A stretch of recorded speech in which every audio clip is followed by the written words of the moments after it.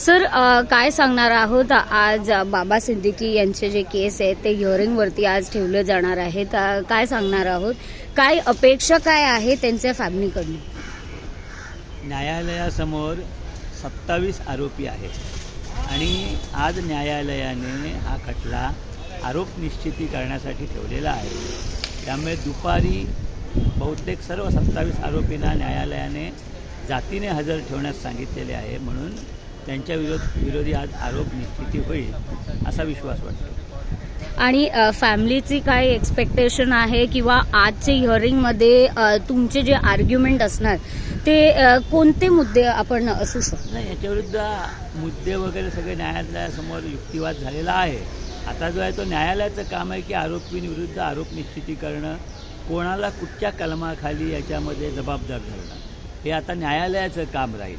आणि त्यासोबत त्यांची जर कुटुंबाविषयी विचार तर या केसमध्ये आत्तापर्यंत 27 आरोपी आहेत.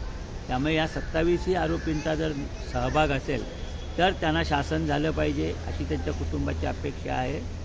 त्याचप्रमाणे इतरसुद्धा जर काही ह्याच्यामध्ये इन्वॉल्व असतील तर त्यांच्याविरुद्ध पण पुढे तपास योग्य चालू ठेवून त्यांना पण न्यायालयासमोर खेचणं हे त्या कुटुंबाला गरजेचं वाटतं.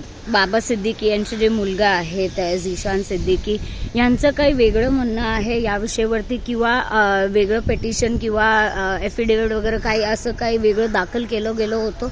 त्याच्या आईने माननीय उच्च न्यायालयासमोर वेगळं पिटिशन केलेलं आहे की जो काय तपास पोलिसांनी केला त्याबाबत ते अजिबात समाधानी नाहीत आणि या गुन्ह्यासाठी जे मुख्य जबाबदार आरोपी असतील त्यांना काही ना काही कारणाने पोलिसांनी समोरच आणलेले नाहीत असं त्यांचं म्हणणं आहे. तर त्याबाबत त्यांनी काय तपास केला, ते जबाबदार का नाहीत असं त्यांचं समाधान झालं.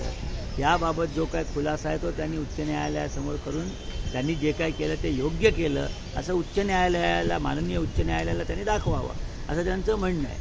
किंवा त्यांचं जे म्हणणं आहे की या ज्या गोष्टी केल्या पाहिजेत त्या त्यांना न्यायालयाकडून आदेश व्हावेत की या गोष्टी त्यांनी कराव्या.